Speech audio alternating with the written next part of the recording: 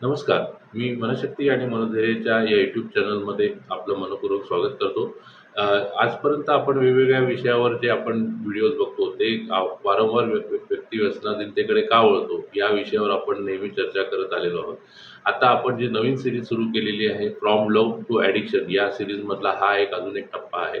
आज आपण चर्चा करणार आहोत हेट या विषयावर. हेट ह्याला हिंदीमध्ये नफरत असं म्हणतात आणि मराठीमध्ये द्वेष आणि तिरस्कार असं म्हणतात. तर बऱ्याच वेळा आपल्या मनामध्ये किंवा आपल्या सर्वसाधारण लोकांमध्ये राग येणं आणि द्वेष असणं किंवा हेट आणि अँगर हे एकच आहे असं समजलं जातं. पण तसं नाहीये. अँगर आणि हेट या 2 वेगवेगळ्या गोष्टी आहेत. या 2 वेगवेगळ्या भावना आहेत. अ, राग हा आपल्याला काही काळापुरती मर्यादित असू शकतो.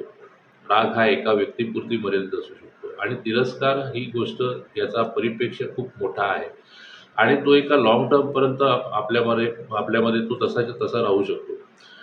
उदाहरणार्थ की आपल्या सर्वसामान्य सोशल मीडियावर म्हणा किंवा आता सध्या सामाजिक वातावरणामध्ये म्हणा, आपण नेहमी बघतो की एक समाज दुसऱ्या समाजाच्या संदर्भामध्ये काही ना काहीतरी द्वेष ठेवून असतो.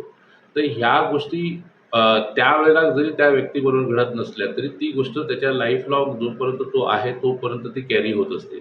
म्हणूनच तिरस्काराची जी भावना आहे किंवा हेट ही जी भावना जी आहे, ती त्याग करणं माणसांना खूप कठीण जातं. ते आपण ह्या फ्रॉम लव्ह टू ॲडिक्शन या सीरीजमध्ये जेव्हा आपण हा विषय बघतोय, त्यावेळेला मोस्ट ऑफ द केसेसमध्ये हे बघितलं गेलेलं आहे, की ज्यावेळेला अशा प्रकारची हार्ट ब्रेकिंग सिच्युएशन ज्यावेळेला होते, त्यावेळेला आपले विचार आणि या सगळ्या गोष्टी प्रोसेस करत असताना आपण कधी ना कुठे ना कुठेतरी त्या घटनेवर किंवा त्या व्यक्तीवर राग ठेवायच्या ऐवजी आपण तिरस्कार ठेवायला लागतो. तर तिरस्कार ठेवण्याच्या मागचं कारण असं असतं, की आपल्या मनामध्ये काही अनरिझॉल्व्ड, म्हणजे ज्याचं सोल्युशन झालेलं नाहीये, अशा गोष्टी आपल्या मनामध्ये अ, सतत राहत असतात आणि आपल्याला त्या जखमांना वेळोवेळी मलमपट्टी न झाल्यामुळे ते जखम तशाच प्रकारची दगदगत राहिल्यामुळे आपल्या जे रागाची भावना असायला पाहिजे, तिची जागा तिरस्काराची भावना घ्यायला लागते.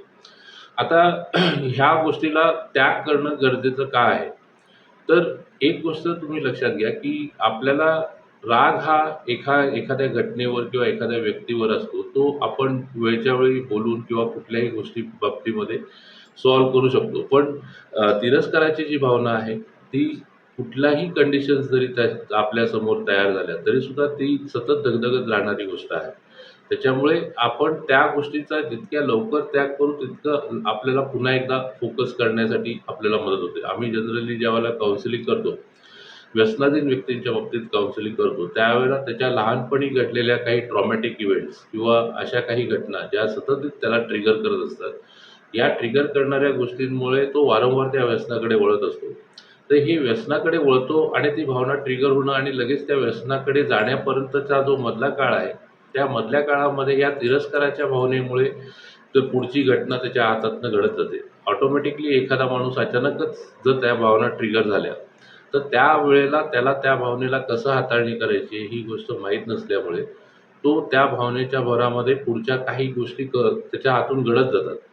आता ही तिरस्काराची भावना, ही तिरस्काराची भावना जेव्हा डेव्हलप होते आपल्यामध्ये, त्यावेळेला आपण बऱ्याचदा फॅमिली मेंबर्सकडनं किंवा सोशल सर्कलमधनं असं सांगितलं जातं, की आपण त्यावेळेला 1 ते 10 मनामध्ये मोजावेत किंवा हे सगळे उपाय जे आहेत ते रागाच्या संदर्भात अगदी अप्रतिमरित्या काम करतात. पण तिरस्काराच्या बाबतीमध्ये हे असे कुठलेही ठोकताळे काम करत नाही. कारण की दोघांचा ग्राउंड लेव्हल वेगवेगळा आहे. रागाची उत्पत्ती होण्याचा आणि त्याची प्रतिक्रिया करण्यासाठी थोडा वेळ जर गेला, तर तो राग आपला शांत होत जातो. हे कॉमन ग्राउंड आहे. पण तिरस्काराची भावनेच्या बाबतीमध्ये वेळ, काळ ह्या गोष्टी उपयोगात पडत नाही. त्याच्यामुळे 1 ते 10 मोजणं किंवा आपलं स्वतःचं डिस्ट्रॅक्शन करणं, या गोष्टी त्या द्वेषाच्या भावनेसाठी उपयोगात पडत नाही. सध्याच्या कंडिशनला सोशल मीडियावर ज्यावेळेला आपण बघतो, की एक समाज दुसऱ्या समाजाच्या विषयी किंवा एक धर्माची व्यक्ती दुसऱ्या धर्माच्या विषयी किंवा एका देशाची व्यक्ती दुसऱ्या देशाविषयी प्रत्येक वेळेला काही ना काहीतरी आपल्या मनात असलेल्या धारणांना धरून एक स्टोरी बनवत असतो आणि त्या स्टोरीच्या आधारावर आपण समोरच्या व्यक्तीला चुकीचं ठरवतो आहोत. ही गोष्ट सत्यात उतरवण्यासाठी किंवा आपल्या मनामध्ये ती गोष्ट व्यवस्थितरित्या प्रोसेस व्हावी, यासाठी एक स्टोरी लाईन तयार करत असतो आणि त्या स्टोरी लाईनला सत्य मानून आपण त्या गोष्टीच्या आधारावर त्या व्यक्तीविषयी, त्या देशाविषयी, त्या समाजाविषयी आपण घृणा बाळगत असतो. आता ही प्रोसेस जेव्हा एवढ्या सगळ्या वर्षापासून मी या सगळ्या क्षेत्रामध्ये जेव्हा काम करतो, त्यावेळेला मला बऱ्याच वेळा असं विचारलं जातं किंवा बऱ्याच वेळा असं सांगितलं जातं, की या समाजाच्या लोकांच्या बाबतीमध्ये आपण जास्त जवळीक साधता कामा नये किंवा काय. तर मला ही प्रोसेस माझ्यामध्ये करताच येत नाही. कारण का मी जन्म घेतला एका कोकणस्थ ब्राह्मण असणाऱ्या आईच्या पोटी. जेव्हा मोठा झालो ज्यावेळेला छत गेलं त्यावेळेला वडार समाजाच्या लोकांनी मला स्वतःच्या घरामध्ये जागा दिली. थोडा अजून मोठा झालो त्यावेळेला मुस्लिम धर्मीयाचे सगळे माझे मित्र होते. परत पुण्यात ज्यावेळेला आलो त्यावेळेला जास्ती करून सगळे ब्राह्मण मित्र तयार झाले. आणि जेव्हापासून मी या फील्डमध्ये आहे तेव्हापासून मी प्रत्येक समाजाच्या प्रत्येक वर्गाशी मी जोडलेला आहे. त्याच्यामुळे असं सामाजिकरित्या माझ्यामध्ये ती प्रोसेस कधी झालीच नाही. त्याच्यामुळे प्रत्येक धर्माच्या बाबतीमध्ये त्यांचे सणवार काय असतात किंवा त्यांचे प्रथा काय असतात याविषयी मला खूप चांगल्या पद्धतीने माहिती आहे आणि मी तेही चांगल्या पद्धतीने सेलिब्रेट करतो. सो सामाजिक तत्त्वावर घृणा ही अजिबातच माझ्यामध्ये ती प्रोसेस होत नाही. कारण का मला मानवतेचा धर्म हा पहिला प्रायोरिटी आहे. सो जेव्हा जेव्हा केव्हा आपली आपली बेसलाईन आपण जेव्हा ठरवतो, की आपल्या विचारधारेनुसार आपण चालायचं आहे. जर आपली विचारधाराच जर करप्ट असेल, तर ती हेट ही भावनेला प्रोसेस करणं फार कठीण जातं. मी गेल्या अनेक वर्षापासून सोशल मीडियावर ॲक्टिव्ह होतो. एकेकाळी म्हणजे साधारण एक 2 वर्षापूर्वीपर्यंत तरी बऱ्यापैकी ॲक्टिव्ह होतो.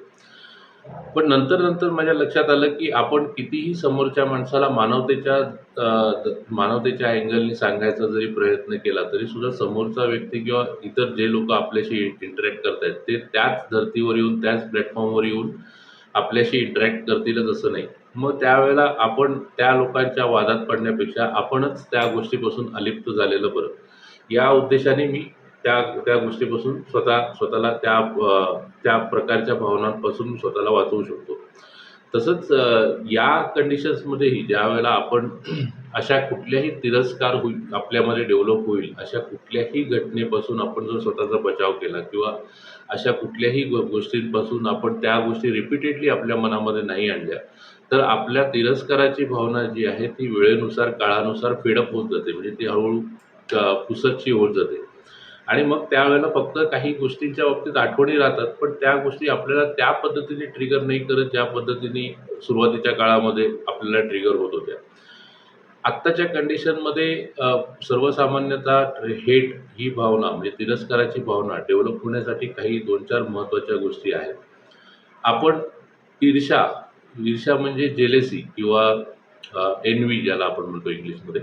ही एक अशी भावना आहे जी या सगळ्या गोष्टीला आत्ता सध्या जन्म द्यायला लागली. कारण माझ्याकडे समजा एखादी गोष्ट आहे आणि जर समोरच्या व्यक्तीकडे ती गोष्ट नसेल, तर साहजिकच त्याला त्या गोष्टीच्या बाबतीत ईर्ष्या वाटेल. त्या गोष्टीच्या बाबतीत एन्व्ही होईल. पण ही गोष्ट ज्यावेळेला मला मिळूच शकत नाही, अशी जेव्हा त्याच्या गोष्ट लक्षात येईल, त्यावेळेला तो व्यक्ती त्या जेलसीच्या भावनेतनंही पुढे जाऊन त्याला तिरस्काराच्या भावनेमध्ये जायला लागेल. म्हणूनच आजकाल असं म्हटलं जातं, की जर तुमच्यावर तिरस्कार करणाऱ्या लोकांची संख्या जास्त असेल, तर समजून जा, की तुमच्याकडे अशा काही गोष्टी आहेत ज्या इतरांकडे नाहीयेत. त्याच्यामुळे ते लोकं तुमच्याशी जास्त प्रमाणात जेलस करतात किंवा जास्त प्रमाणात तुमचा तिरस्कार करतात. पण ॲट द सेम पॉइंट की आपण जर सर्वसामान्यतः आपण जर स्वभावाने भोळे-बाबडे असू किंवा आपण स्वभावाने भोळे असू किंवा आपण खूप चांगलं मानवतेचं काम करतोय किंवा मानवतावादी आपले विचार आहेत. तर साहजिकच सर्वसामान्य लोकांच्या प्रत्येक माणसाच्याकडे ती क्वालिटी नाहीये. प्रत्येक माणसामध्ये ती इनबिल्ट कॅपॅसिटी नाहीये, की आपण प्रेमाला समजू किंवा आपण लोकांच्या दुःखाला समजू आणि त्यांच्या भूमिकेत जाऊन त्या गोष्टी एक्सपिरियन्स करू. एवढी कॅपॅसिटी प्रत्येक माणसाची नाहीये. आणि ती जर कॅपॅसिटी तुमच्यामध्ये आहे, तर तुम्ही तिरस्काराचे हकदार आहात. कारण का ती गोष्ट सगळ्याच लोकांमध्ये ती गोष्ट नसते. त्याच्यामुळे प्रत्येक व्यक्ती तुमच्याकडे बघत असताना सुरुवातीला द्वेषभावनेने किंवा त्या ईर्षेने बघत असेल, पण ती हळू का होईना तिरस्काराच्या भावनांमध्ये रूपांतरित होते. सो सांगायचा उद्देश हा आहे, की ज्यावेळेला एखाद्या ट्रॉमॅटिक इन्सिडेंट्समधनं किंवा एखाद्या हार्ट ब्रेकिंग सिच्युएशनमधनं किंवा आपल्या मनाविरुद्ध घडलेल्या गोष्टी ज्या आहेत, त्या गोष्टीला प्रोसेस करत असताना आपल्या मनामध्ये त्या रागाची भावना तिरस्काराच्या भावनेत तर रूपांतरित होत नाहीये ना. कारण तिरस्काराच्या भावनेत जर रूपांतरित झाली, तर आपण लाईफ लाँग त्या कंडिशनमध्ये अडकू शकतो. कारण का ती लवकरात लवकर जाण्यासाठीच्या ज्या प्रोसेस आहेत, त्या प्रोसेस कधीच आपण अंगीकारत नाही. कारण का त्यावेळेला प्रत्येक वेळेला आपल्याला एकतर न्याय मिळावा किंवा अशा काही गोष्टी आहेत ज्या त्या गोष्टी सॉल्व्ह व्हाव्या, यासाठी आपण सतत प्रयत्नशील राहतो आणि जोपर्यंत हे प्रयत्न चालू आहेत, याचाच अर्थ आपण त्या घटनेशी किंवा त्या व्यक्तीशी अजूनही मानसिकरित्या जोडलेलो आहोत. अशा प्रकारची एक बांधणी तयार होते आणि मग त्याच्यातनं आपल्याला बाहेर पडायचा जरी विचार केला, आपण मनात जरी विचार करतोय, की मला या कंडिशन्समधनं बाहेर पडायचंय किंवा या भावनातनं मला बाहेर पडायचंय. पण ते भावनातनं बाहेर पडता येत नाही कारण का तिरस्काराची भावना जी आहे ना, ती आपल्या मनामध्ये घर करून राहते आणि कळत-नकळत मग तीच भावना हळू स्प्रेड होत जाते. आज ज्या व्यक्तीने या सगळ्या गोष्टींच्या बाबतीमध्ये झालेलं आहे, उद्या त्याच्या आयडेंटिटीनुसार आपण त्याचा द्वेष करायला लागू किंवा त्या पर्टिक्युलर समाजाच्या विषयी आपण द्वेष करायला लागू किंवा त्या पर्टिक्युलर देशाविषयी आपण द्वेष करायला लागू.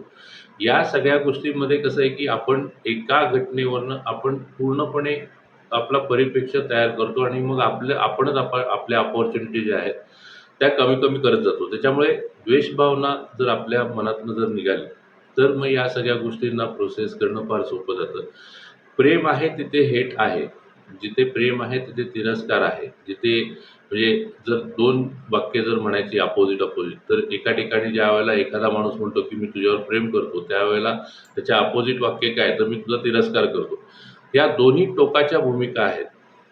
या दोन्ही टोकाच्या भूमिका असल्यामुळे ज्यावेळेला एक गोष्ट शक्य होत नाही, त्यावेळेला दुसरी असलेली गोष्ट ही टोकाची भूमिका आपल्यामध्ये येते. सो या सिच्युएशनमधनं अशा प्रकारच्या सिच्युएशनमध्ये जाणाऱ्या मंडळींसाठी हाच एक सल्ला आहे, की आपल्यामध्ये द्वेषभावना तर तयार होत नाहीये ना, या गोष्टीचा एक विचार करायला पाहिजे. कारण का हे एक लाँग टर्मपर्यंत आपल्या पायात साखळदंड बांधल्यासारखं आहे. आपण त्या भावनांच्या ओघामध्ये आपले पाय, आपले विचार आणि आपण आपलं भविष्य पूर्णपणे जखडून बसतो आणि लेट इट गो. म्हणजे या सगळ्या परिस्थितीवर सगळ्या गोष्टी सोडून देणं हेच आपल्या हातामध्ये या गोष्टी असतात. कालांतराने का होईना पण एका सर्टन स्टेजनंतर ती वेळ येते ज्यावेळेला आपल्याला असं वाटतं, की ही गोष्ट मी आधीच केली असती तर बरं झालं असतं. मग जर आधीच केली असती तर बरं झालं असतं असं काही कालांतराने वाटण्यापेक्षा आपण आत्ताच आपल्या या सगळ्या मनातनं आपली मनाची तयारी करून या पद्धतीने जर आपण प्रोसेस केलं, तर आपण या तिरस्काराची भावना कायमस्वरूपी आपल्या मनामध्ये राहण्यापासून आपण स्वतःचा बचाव करू शकतो. आणि ह्या सगळ्या गोष्टीच्या बाबतीमध्ये आपल्याला ज्यावेळेला विचार करायचा आहे, की आपल्या बाबतीतच का? So it is not only माझ्या बाबतीतच का? तुम्ही काही ना काहीतरी अशी गोष्ट पजेस करता, ज्या गोष्टी इतरांकडे नाहीयेत. त्याच्यामुळे इतर लोकं तुमचा द्वेष करतायत किंवा इतर लोकं तुमचा तिरस्कार करतायत. ही एक टॅगलाईन घेऊन तुम्ही तुमच्या आयुष्याला अजून अ, चांगल्या पद्धतीने एक्सप्लोर करू शकता. चांगल्या पद्धतीने त्याला प्रगतीपथावर नेऊ शकता. सो अशाच प्रकारचे व्हिडिओ आणि अशाच प्रकारची माहिती रेग्युलर पद्धतीने मिळण्यासाठी माझ्या या व्हिडिओला तुम्ही लाईक करा. आमच्या चॅनलला सबस्क्राईब करा. आणि जर तुम्हाला वाटलं, की आमचे हे व्हिडिओ कोणाच्या ना कोणाच्या तरी उपयोगात येऊ शकतात आणि एखाद्याचं जीवन बदलण्यासाठी त्याला मदत करू शकतात, तर आमच्या या व्हिडिओजना शेअर नक्कीच करा. आपले विचार या आपल्या कमेंट बॉक्समध्ये टाकायला विसरू नका. धन्यवाद.